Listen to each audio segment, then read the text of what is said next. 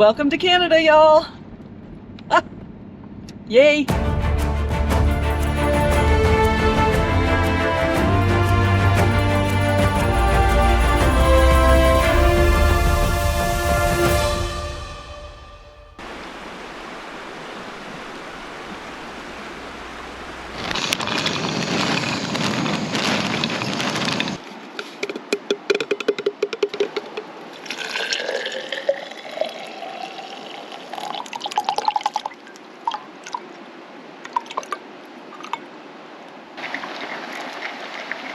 I'm out of creamer, and there's not a store for 50 miles, so milk will have to do.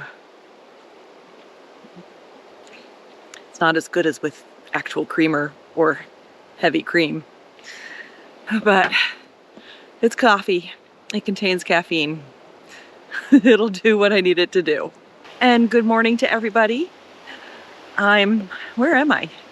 I'm in Alaska. Headed to Canada. Here's Alaska. Here's the Yukon. And I am camped on Highway 2, right between Delta Junction and Tok. And we are going to go to Tok and get a car wash. From Tok, we are headed north on the Taylor Highway to the border of Canada. Look at that, my food drawer is actually organized. And that's just because I had to organize it to make sure I wasn't going to be carrying any prohibited foods across the Canadian border. I don't expect it to stay organized for long.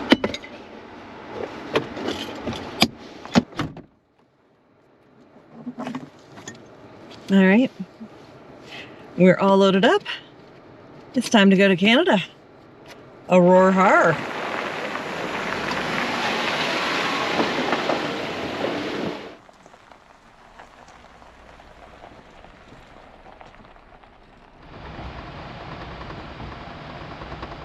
It's about 4 hours between here and the border, so it's a bit of a drive. I have arrived in Tok and filled up the gas tank, and they have a free hose off your car thing if you fill up your gas tank. So we're hosing off the car.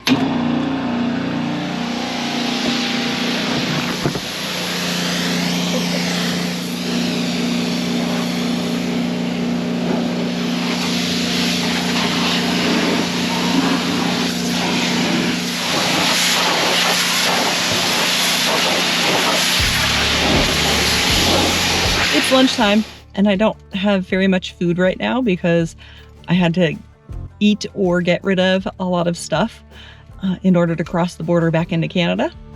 So I'm gonna go find some lunch.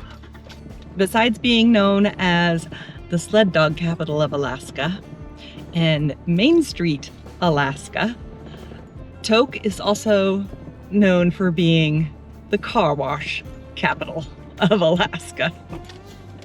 Because you need to get a car wash typically after driving through all the Alaskan mud in order to get to Canada. And you have to go through Tok to get to Canada. We have a stuffed moose inside its very own little pavilion.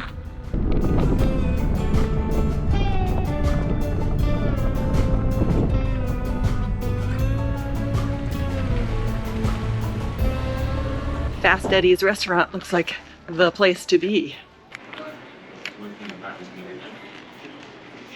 They make a roast beef sandwich, but on a croissant.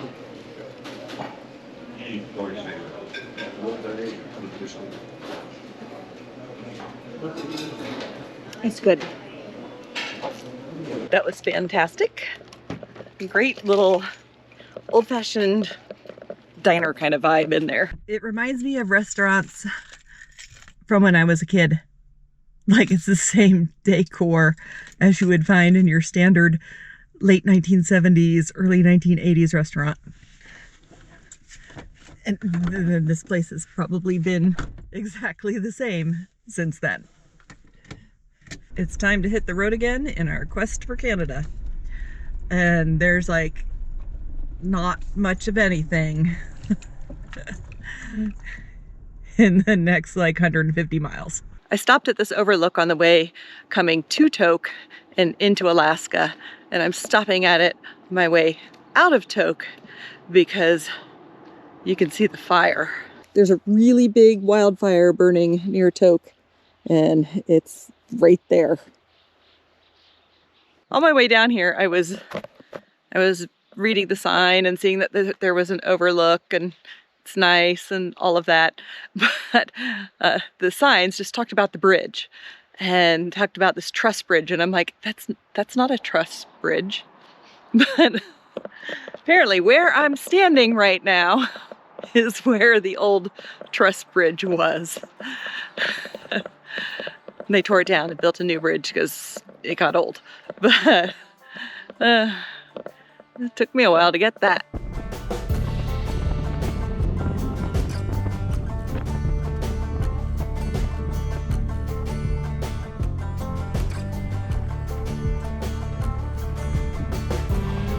Right at the turnoff to the Taylor Highway, this is a collection of really cool old buildings. They're all marked keep out private property though, so we're not going to intrude, but they're cool.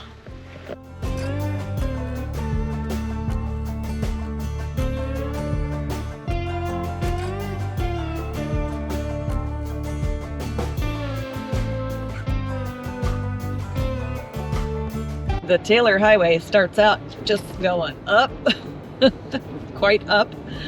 And I think that's a very mild taste of what is to come. It really is quite hilly. And based on the road cutouts I'm seeing, it looks like this is sand. Like these are possibly giant old sand dunes. I mean, that obviously now have vegetation growing on them, but like this was once an inland sea or inland lake, most likely. These look like giant sand dunes. Again, not a geologist. Have to emphasize that. Not a geologist at all, but that looks like what is happening here. We've gotten out of what looks like the sand dune type areas, and these hills in front of me are volcanic. Like, for sure. With my limited knowledge of geology, those are volcanic. Road conditions on the Taylor Highway, not so good. A lot of bumpy stuff, a lot of potholes, a lot of repair areas, but still better than the roads in New York.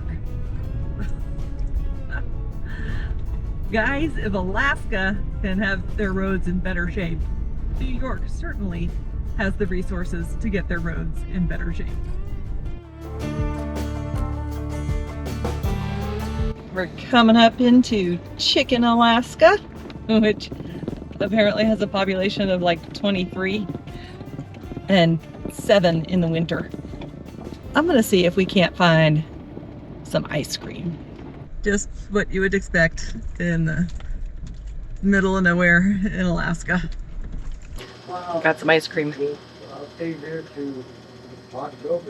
Hanging from the ceiling in there are baseball caps and blown up bras and underwear. Because they have a panty cannon where they literally shoot people's underwear, blow them up and shoot them up 40 feet in the air. Unfortunately, the guy who does the cannon is not here right now, so I don't get to do that because I would totally do that. But yeah, Chicken, Alaska. Good place. The story goes that Chicken, Alaska got its name because there was a gold camp in the area back in the gold rush days that was called Ptarmigan Camp.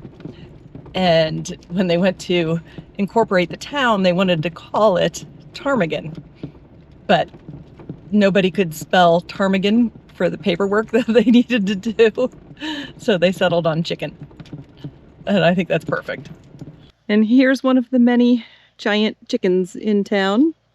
This one was created by some high school students, I think from Homer, who made this chicken out of old school lockers. There's also this cool giant gold dredge over here that is apparently on the national list of historic places. That dredge is giant, and I don't really know what they were used for, except for that they were used in gold mining. I assume to maybe dredge out channels. They have places to camp here, and you can go on gold panning tours or gold pan in the local river, but I ain't got time because the border closes early. So if I want to get across the border, I cannot dilly-dally, and I want to get across the border today. So on to Canada. Small caveat, I would have dilly-dallied longer if the guy who did the panty cannon was around and could do the panty cannon. Because I think that's just hilarious. After chicken, the highway is not so much a highway anymore. It's more of a windy mountain gravel road. I like it that way.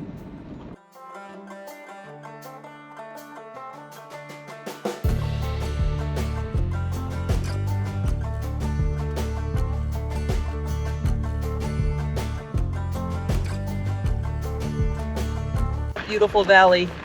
There's no place to stop, so you get a drive by. But oh man, it's gorgeous. I've been driving a long time, and now the landscape has opened up into this massive, beautiful valley, and we're getting close to the border. Camera's going off. Cross your fingers that we see you on the other side. There's a little bit of what I'm seeing. It just goes on and on and on. The road has gotten a lot better near the border too. It's actually kind of a highway now. There's a giant caribou trotting down the road.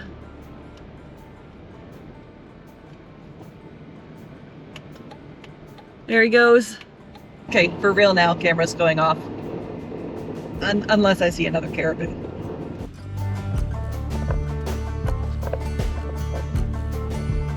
Just one more, because there's a beautiful overlook right by the border, right by the Welcome to Alaska sign. For real, the camera's going off for good, because the border is a quarter mile from us. Welcome to Canada, y'all! Ah, yay! This is the first time coming into a new country that I did not get a hotel room. And I'm actually going to be camping within like 2 miles of the border because this is a good camp spot.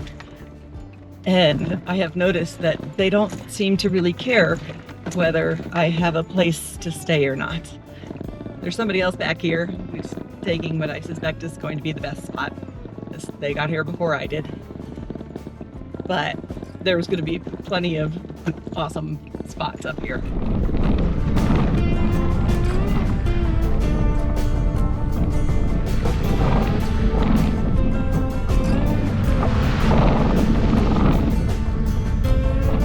I have to admit, I would not be quite so blasé about these puddles that I'm going through if I didn't just see somebody go through them.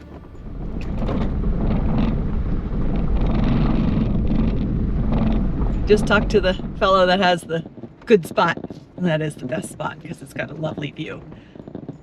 And he doesn't know what's down here. I don't know what's down here either. But if we find a good little camping spot, we will take it.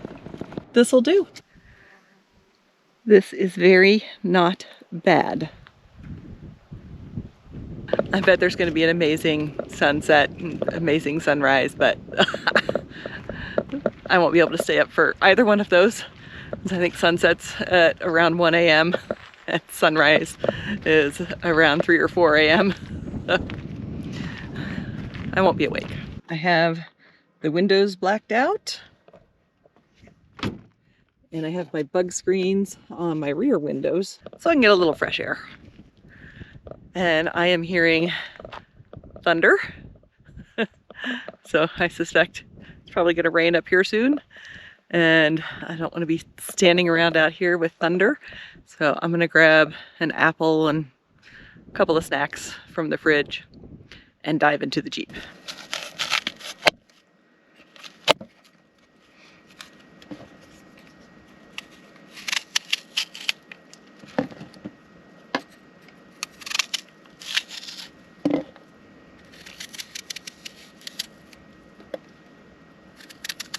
There's my easy peasy dinner. Probably more olives than I need, but it was the end of the jar. So using them up. And in case you're wondering, it is okay to bring apples of US origin into Canada. They're okay with that. And hard cheeses. But pretty simple dinner, but you know what? When you're camping, pretty simple dinners are kind of a good thing. Especially when you're camping for a long period of time. If you're going out for a weekend, you kind of want to do it up. But I've been camping for 7 months. I want something super simple. This is rain looking stuff, but we've got blue skies beyond it. And it hasn't started raining yet, but I suspect it's coming. And I'm going to hop into the Jeep again and work on some editing a bit and then turn in for the night. We'll see you guys in the morning. Good morning, everybody. It is nice and sunny and reasonably warm, but very hazy this morning over the mountains, and it smells like wildfire. So I assume there's a big wildfire somewhere near. And it never did rain last night. I thought it was going to rain, and that would have been helpful for wildfires if it had rained, but no, just smoky. I have not made coffee yet, so it's time to make some coffee.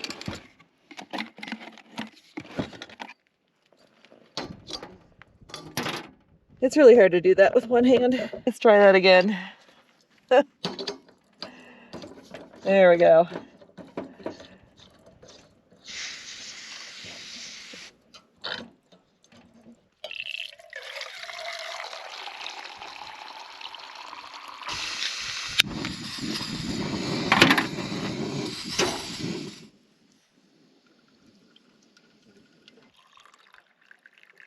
All right, shake it up. I'm almost out of my lazy man's little packets of coffee. Gonna have to go back to the laborious effort of actually packing coffee into my little coffee maker thingy. I can probably manage that. It is beautiful out there, but really, really smoky. I've already brushed my teeth and brushed my hair and washed my face.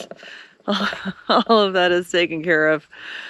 And it's not going to be quite as scenic, I think, driving the top of the world highway.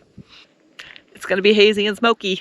Probably our whole drive this morning, which isn't that far. I think it's maybe a couple hours to Dawson City from where we are right now. And I'm excited about Dawson City. It looks like it's going to be a pretty cool little town. Got camp packed up, which is pretty easy. I literally just shift some things around and close the doors. Now, there is a reason why I have to shift some things around, and I normally wouldn't have to shift some things around. When I installed the winch, I did not account for the weight of the winch on the front bumper. The winch weighs a lot, and I need counterweight in the back of the Jeep to compensate for the weight of the winch until I can find a definitive solution. There is a fix for it, several potential fixes for it, but I honestly didn't know that that was a thing that I would have to do when I installed the winch, and I got to find a moment to do that. To find a shop, someplace I could set for a while, and figure out the best solution for the weight of the winch on the front bumper. In the meantime, until I figure out a definitive solution. Shoving all the stuff in the back of the Jeep is the best solution to the excessive weight of the winch on the front. And you might be wondering how I knew that there was a problem with the weight. It's that after I put the winch on, I noticed, and it took me a long while to actually notice, but I noticed that when I go over bumps, the vehicle goes over bumps hard. And that's because there's so much weight on the front end. But when I balance it out and throw a bunch of crap back there, especially toward the back, and make sure my water tank, which is in the back, stays filled, then it goes over bumps much more smoothly. So, yeah. You learn things as you go along. If I fixed the winch weight issue, getting ready in the morning would simply be a matter of pushing my seats back and picking my tent bag and throwing it in the back. And that would be getting ready. But I have a little more rearranging to do every morning to get all that weight in the back. But that's okay. There was a problem. I found a solution, however temporary. And we are headed to Dawson City. Aurora.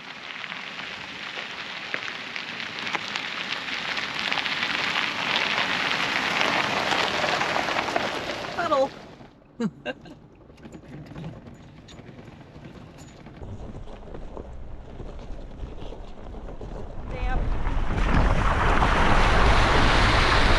That's the highest point on the Taylor Highway. As you can see right now, it's rather mobbed by tourists who just came in on the bus. So I'm not bothering climbing up there. Besides, the view is not that awesome because of all the smoke. Well, guess I can get out of four-wheel drive. That's better. We got a lot of going down to do. I am in low gear. This is kind of a steep grade right here. And no guardrail. A couple of bike riders pausing ahead. How fun would it be to do this on a bike? I mean, if I weren't like deathly afraid of motorcycles. On all of these gravel highways, I am following the same strategy I did on the Dalton, which is when you see somebody coming the other direction, especially a big truck, slow way the heck down. Pull as far over to the right as you can, and maybe you won't get your windshield shattered. I mean, I still managed to get my windshield shattered, but I think it would have been shattered a lot sooner if I hadn't been following that strategy, and maybe it'll survive the Dempster.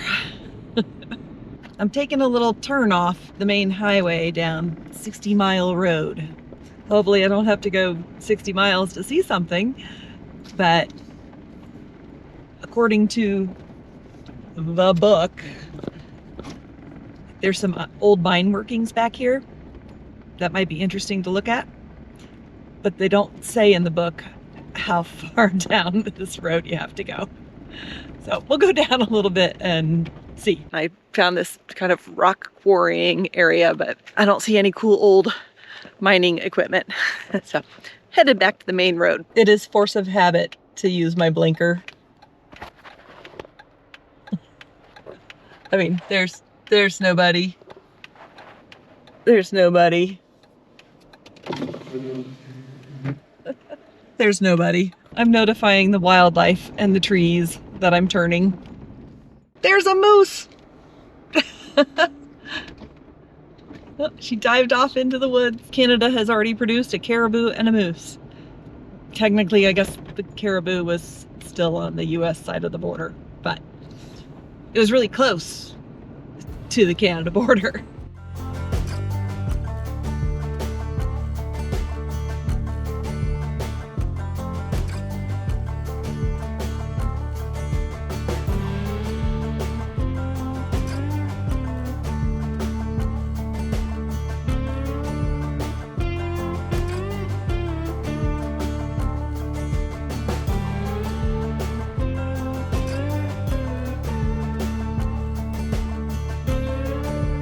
I know it's not going to come out well, But those are some cool mountains. And there's a wildfire burning down there, unfortunately. That's a really recent wildfire, and it's still burning. So I'm wondering if that's the wildfire that actually closed this road a few weeks ago. I bet it is. And the fire that's burning on the Dempster Highway near Eagle Plains, which closed the road for a bit, it looks like the road is open again. We're on track, unless another fire hits or that one blows up again. I don't actually see a town yet, but the speed limit just dropped to 60 kilometers per hour. Maybe there's going to be a town real soon. I see it. It's down in the valley, which I can't show you because there's no place to stop. But the mighty Yukon River is flowing through here, and it looks pretty mighty right here. And the town is up ahead of us and down the hill. I just tried to tune into the Ferry information radio, and it's just static. There is a ferry that we have to take across the Yukon to get into Dawson City. So the top of the world highway ends at the ferry into Dawson City. And I have no information about it. I don't know if we're going to have a big wait. No idea.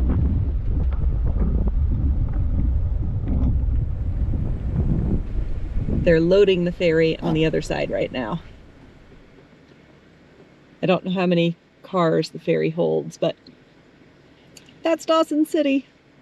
1, 2, 3, 4, 5, 6. I don't know. Doesn't look like it holds that many. Maybe it holds more than I think it holds.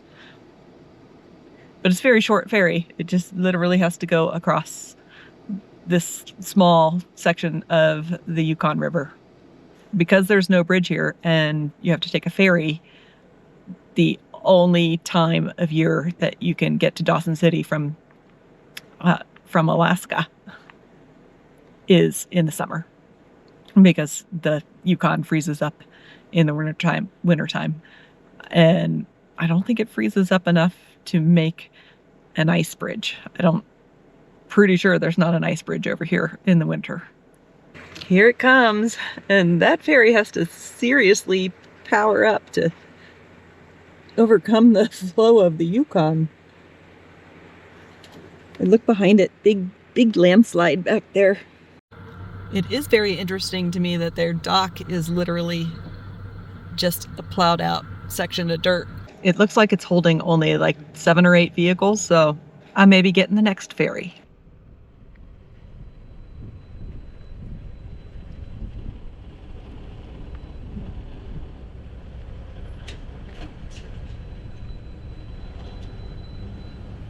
Nope, not getting on this one. He just put the chain across. So, next ferry. I mean, it's super fast. It took like,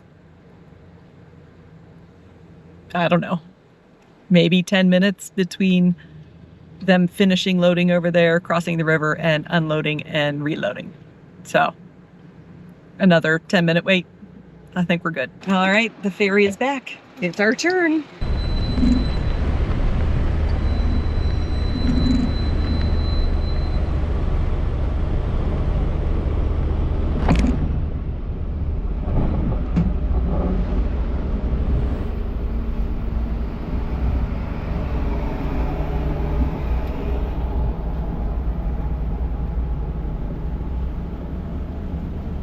Front row seats on the ferry. All right, here we go. So, I mean, it's not exactly like a roller coaster ride. It could be a very slow, sedate ferry ride across the river. And loud. I'll speed up the GoPro for the crossing. Because you probably don't want to sit here for however many minutes it takes us to cross.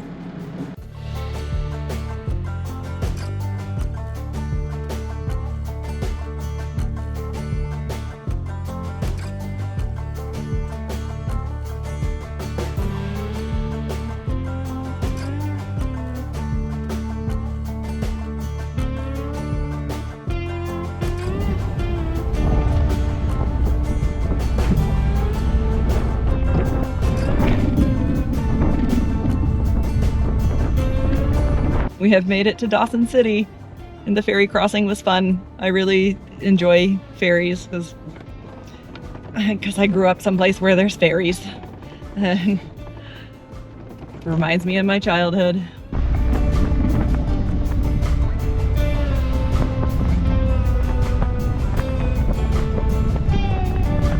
I wonder where I'm going to find parking and someplace to eat. The whole town is a historic landmark, and it's cool. It was a gold rush town, and it used to be the capital of the Yukon, but they moved that to Whitehorse. But they've redone a ton of the buildings. They keep it up really well, and it's sort of a tourist heaven.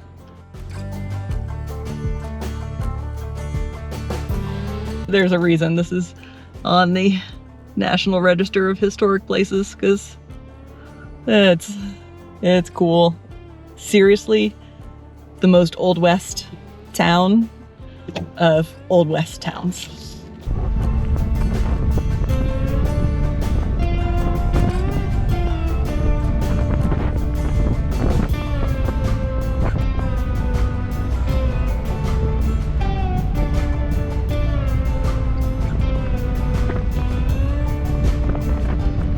Did a little looking, and looks like I have a few options for food.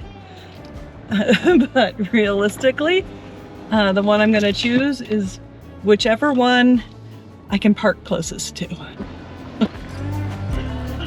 Looks like I have my selection of places to eat. I'm gonna walk down and see what's here. Get your gold nuggets here.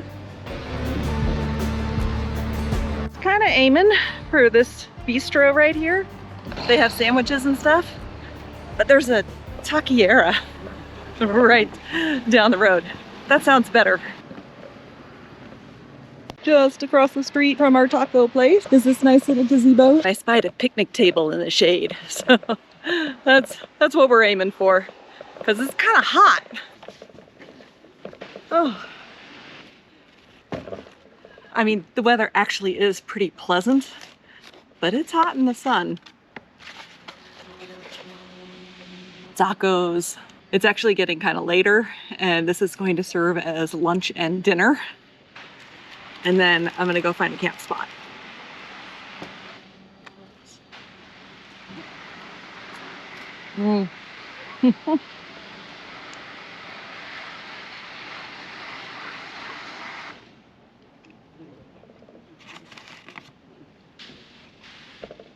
I forgot to pick up a napkin. Those tacos were amazing, and it's very pleasant sitting out here.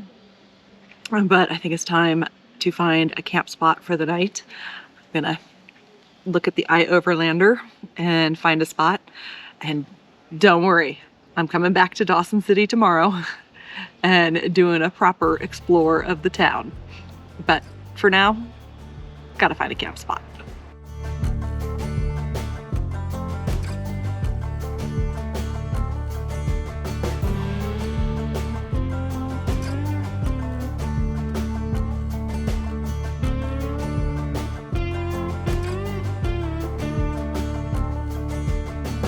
There's a fire lookout tower. I wonder if that's manned.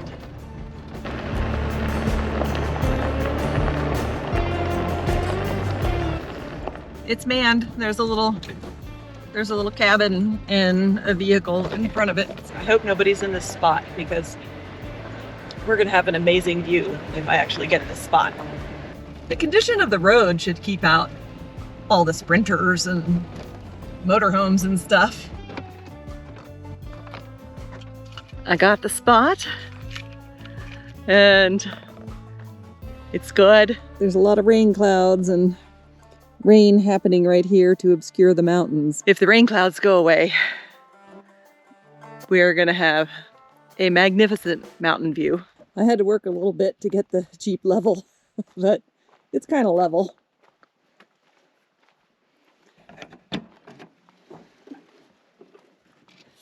All right. These are all my counterweights for the winch. The Jeep is all set up, which consists of just moving all that crap from the back to another place. My big tent bag can stay outside because it's waterproof. Let me show you the bug screens if you haven't seen them. This is cool. These were just on Amazon, but I have my door open, I'm letting the bugs in.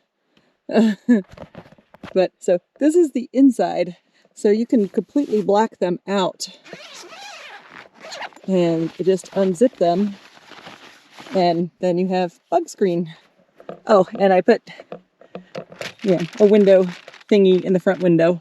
In populated areas, so it's good for privacy, and I have them for all of the windows.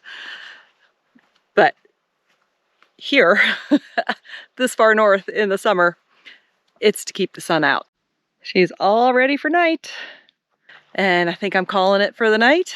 And I want to thank all of you for coming along with me. If you like this video, like, comment, subscribe. It costs nothing, and it really does help. We'll see you down the road.